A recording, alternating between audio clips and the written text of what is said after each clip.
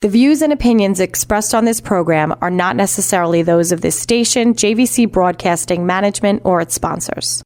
With so many people living longer, the fear of outliving your money becomes a reality for many of us. Will I be a financial burden? Will I outlive my money? How will I be remembered? My name is Neil Himmelstein, president of Main Street Planning Group. Please contact me by visiting mainstreetplanninggroup.com. That's mainstreetplanninggroup.com, or call 631-647-4694. I will introduce you to strategies that will guarantee you will not outlive your money, that can guarantee you will not be a burden on your loved ones. Through a collaborative approach, we will uncover solutions that offer tax-efficient strategies, lifetime income, and legacy planning, choice, organization, direction, and education. That is the code we stand behind. Contact mainstreetplanninggroup.com. That's mainstreetplanninggroup.com, or call 631-647-4694. And listen to me every Friday at 3 p.m. as I host the Main Street Code for Financial Success, right here on 103.9 LI News Radio.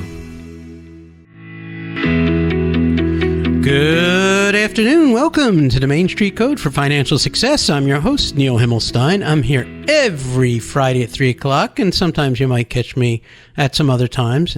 And if you ever miss a show, you can always check out my website at themainstreetcode.com, or if you listen to YouTube or go onto Apple or Spotify. I have my old shows on Apple and Spotify, and you can catch them as you're driving somewhere. If you happen to miss a show, all my shows are posted there after we do the show.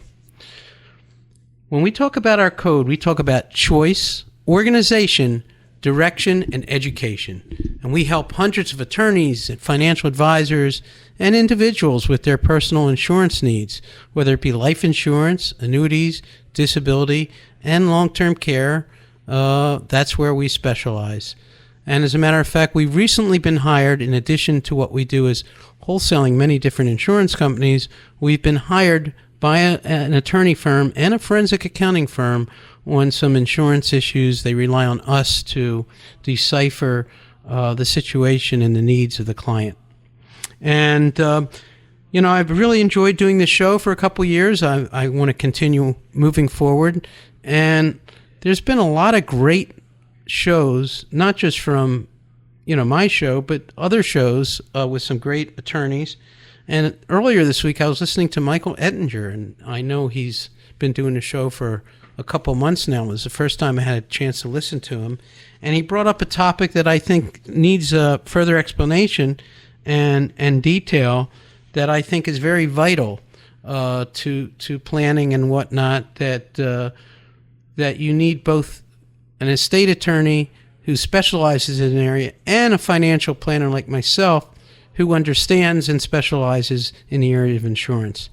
And his topic was special needs trust. He went into a great detail about a special needs trust and why you need one and what it is. So a special needs trust is an arrangement. It's a legal arrangement, a financial structure for an individual with disabilities, without disqualifying from certain government programs like Medicaid, Social Security, and whatnot. So why is this important? If you have a child who's disabled, whether it be they're autistic or they're physically disabled or they're requiring government services, and a lot of times it's long-time services that they need to be in a home, or they need constant care, or they need that income because they can't earn a living by themselves. And you're going to leave your assets or your estate to that child. There's some very particular things that you need to know about. So, for instance, let's say you don't have a ton of assets, but you own a house, and you have, maybe you have some retirement assets and some income yourself, and you're going to leave the house to your 3 children. Well, here's what happens. If you leave that house to one of the children who's using special needs services, whether they're getting Social Security and they're possibly on Medicaid, and you leave that 1/3 of your house to that child, you will automatically disqualify him from any future government support if you don't have a trust set up. So it's very detrimental to leaving him to that. You could potentially do harm to your other two children by leaving him that asset, and then that kid will no longer have medical services or government services or Medicaid to take care of that person. By doing the right thing and leaving 1/3 of your estate to that child that needs those special care. And listen, we all love our children and everything else, and that's critical. So what the attorneys do is they set up something called a special needs trust. Now, it's not every attorney knows anything about special needs trust. You really need an elder law attorney or an attorney that specializes in that, or an estate attorney who really specializes in devising these trusts. Here's the other thing that happens. Let's say you do leave that house and other assets to that third child who needs like government assistance. And it's very common. I mean, a good friend of mine, his son's bipolar, and he's now an adult, and you can't leave him money because he'll go through it. And he has some drug issues, and he has some violence issues. And right now he's living independently, but he's been in and out of places, and eventually he's going to need somebody to watch out for his money. You can't hand him a big check or any part of an estate, because he will not get the government services he needed. And he would also blow through that money in 10 seconds, which is another really serious concern. So you need some sort of trust to protect him from himself. Now, when you set up these trusts, there's a bunch of reasons you need it. One is you want to control that money, and you want to appoint a trustee, a person, it could be a family member or somebody you really trust, who can manage that money for the well-being of that other person. It could be a child, it could be now an adult, but they can manage it for their benefit, so as it would not preclude them from receiving government services. But the other thing that the attorney Ettinger pointed out, which is humongous, that people need to understand, is that if they're on Medicaid and they're in a home, adult home or something else, or they're receiving government services, not only do those services stop, and can I create a situation where they will no longer be on Medicaid and not have health insurance, but Medicaid will actually claw back, potentially, any money that they've already given, or any Social Security that's already been given could be clawed back to where the government will say, okay, you just received $200,000, 1/3 of a house or something. Well, now we're going to get that money back from that person who just inherited it. So that money could automatically dissipate and be worthless to everybody, and he could be thrown off social services in the future. That's detrimental. That's a horrible situation. So we need to set up these special need trusts. And how do we still want our third person to have money and have access, and the easiest way to get them money is to have an insurance policy inside the special needs trust. And this is what the attorney pointed out. And one of the types of insurance he pointed out, which is probably the least expensive with the most leverage, is a survivorship policy, which is when both parents pass away, okay, they would pay the benefit. So it would be after 2 lives, they would pay that benefit. Now, he talked about setting up a life insurance policy inside the special needs trust. So the special needs trust would be the beneficiary. But there's 2 ways of ownership, and this is the area he did not get into that I can explain. One way is for the parents to own this policy, and the other way is for the trust to own the policy. Now, there's advantages and disadvantages, but if you're buying a life insurance policy, let's say to pay 1/3 of your estate just for that other beneficiary, and therefore, the other 2 children, let's say, will get their money. If you're to do that and you buy a life insurance policy and the parents own it, that's part of their estate. Now, that's very important, because while the estate, many people aren't worth, what the estate thing is, but the estate taxes are changing and can always have the potentiality of changing to where it could be taxable to the estate. The death benefit could be taxable to the estate, even though the life insurance benefit is federal and income tax free. It could be part of an estate, and it could become taxable as part of an estate tax. So there are ways of addressing that, and we're running short on time, but I want to talk about why you set up this trust and why you use life insurance so you can leverage cash inside a plan without affecting government benefits. But the ownership thing is a very important factor, and you know what? We're getting close to break. I want to talk a little more about that right after break. You're listening to the Main Street Code for Financial Success. If you ever want to get a hold of me, I'm at 631-647-4694. My name is Neil Himmelstein, and this is critical that you have both the right attorney and the right financial planner who know how to set this up. Thank you. We'll be right back after commercial break.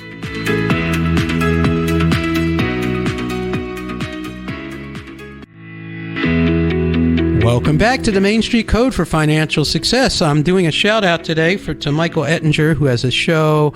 I'm not sure when it is, Wednesdays at 3 o'clock, an elder law show. I haven't met Michael, and very curiously, it's funny, I'm doing a shout out for someone I never met, but I hope to meet him in the near future. And I like the topic he was talking about. I was driving my car. I was in between appointments, and I happened to listen, like most of you, listen to many different shows. And he's really giving great advice on trusts, and particularly special needs trusts, which is very important because we have a lot of situations now where people are receiving funds and they don't have the right attorney or financial advisor to advise them to set up these trusts. So a special needs trust is for a disabled person, typically children, but they get older and they're now adults and they're on Social Security, where they're getting Social Security income, and possibly they're getting Medicaid, where they're getting health coverage from the government to support them. And if you leave them as a beneficiary of your estate, you can detrimentally kick them off those programs and create a clawback for any services they've already gotten, which is a huge deal, which is why you need to set up a special needs trust. Even if you're not super wealthy or you are wealthy, a special needs trust will allow them to not only continue any kind of medical needs that they need in the future and give them Social Security income possibly, but will prevent a clawback if they inherit anything. So inheriting can be detrimental to them financially and extremely detrimental to other beneficiaries you might have or other children, where that money might get clawed back right into there. Now, to fund that special needs trust, you could do it with real dollars and put real dollars into that trust. But to get the most leverage, you want to buy life insurance inside that trust. And now you can have ownership. You want that beneficiary of that life insurance policy to be that trust so that it doesn't interfere with government programs. So if you have a house, even a house, and you want to leave 1/3 of that house to that child, we recommend that you buy a life insurance policy for that value, or 1/3 of your estate, and fund it that way so that the other two beneficiaries or children can, take care of that. Now, you need a good financial planner who understands that. You not only need to set up the beneficiary as the trust, but quite possibly you want to set up the trust as ownership of that policy.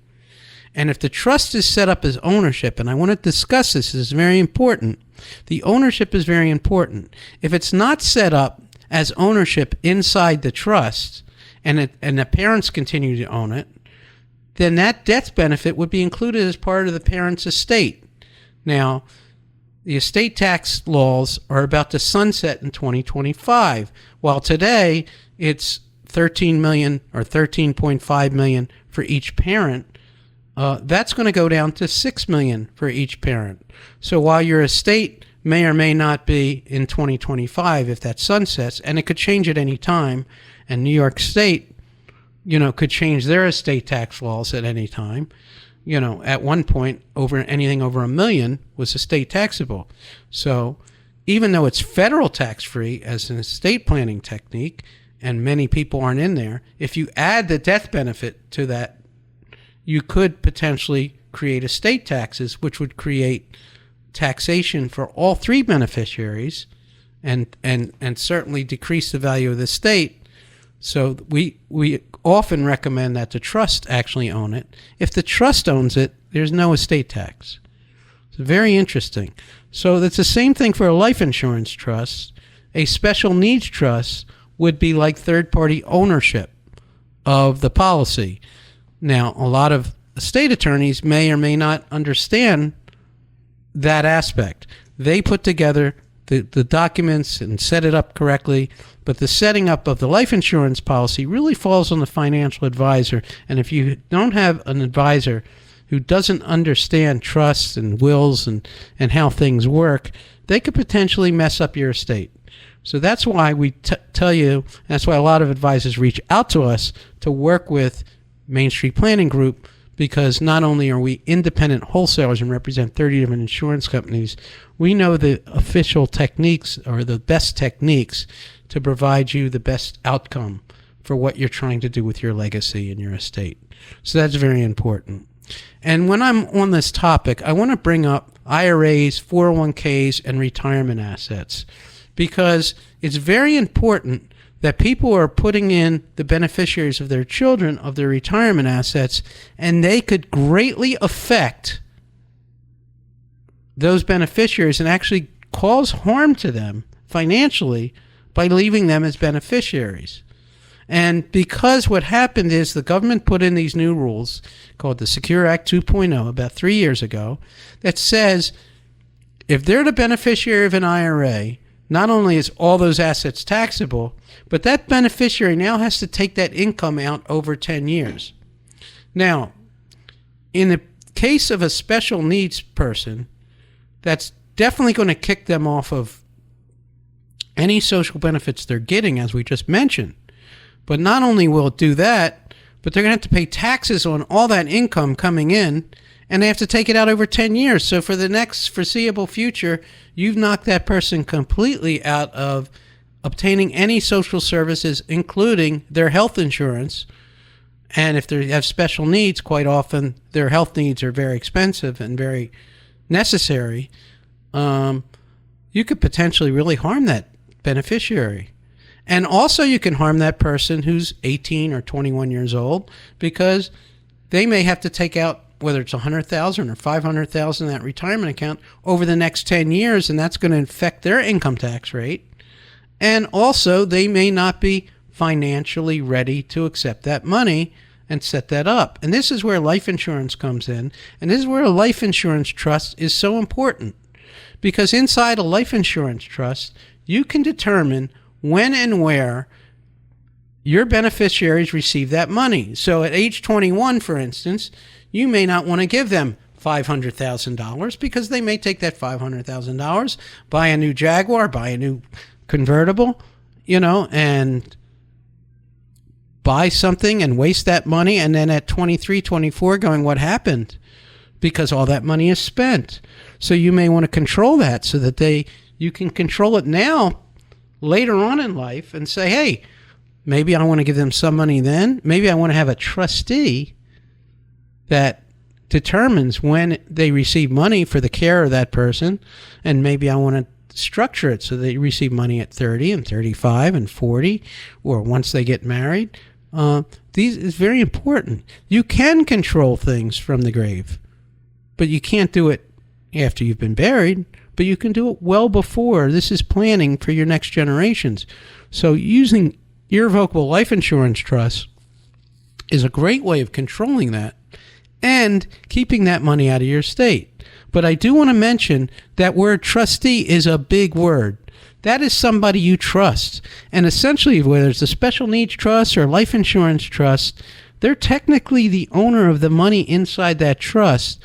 They have a fiduciary responsibility to make sure things work, and they also have the fiduciary responsibility of making sure that money is spent for the well-being of that beneficiary.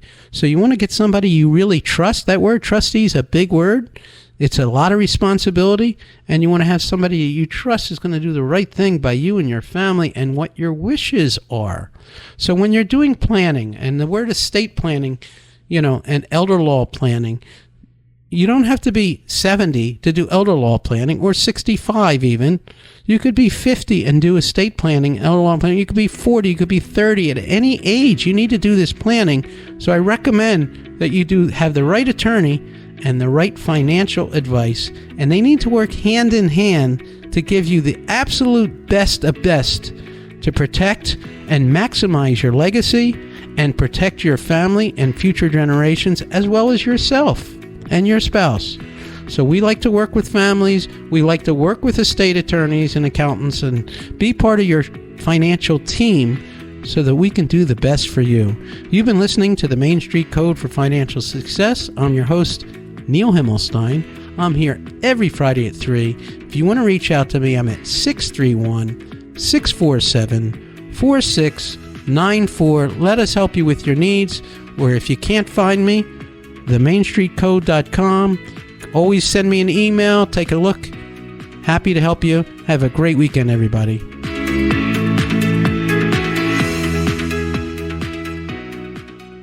The views and opinions expressed on this program are not necessarily those of this station, JVC Broadcasting Management, or